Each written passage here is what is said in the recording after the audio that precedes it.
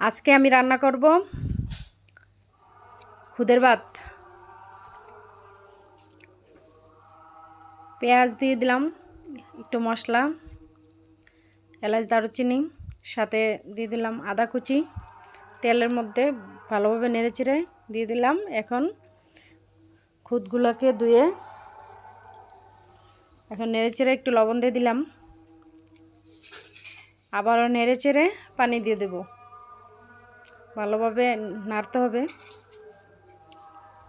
পানি দিয়ে দিলাম পরিমাণ মতো।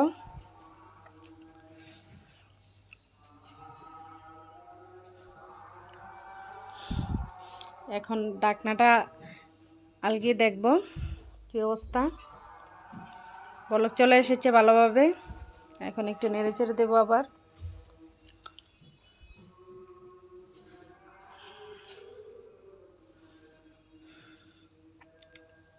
আবার ঢাকনা দিয়ে ঢেকে দেব।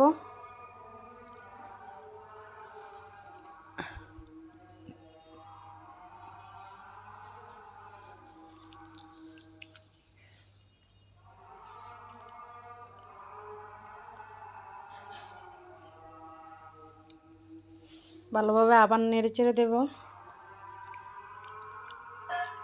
এভাবে 2-3 বার উল্টিয়ে পাল্টিয়ে নেড়েচেড়ে দিবেন।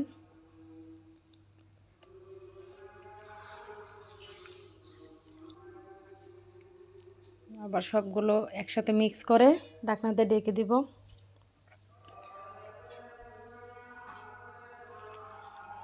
দশ মিনিট পরে আবার দেখব এটা কেমন হয়েছে।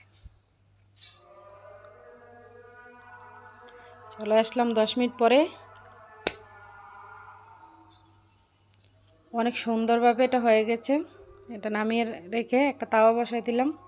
তাওয়াতে হালকা একটু তেল দিয়ে রসুন, পেঁয়াজ আর কাঁচামরিচ দিয়ে ভেজে নেব। ভালোভাবে ভেজে নেব। এখন দিয়ে দেব চাপা শুটকি,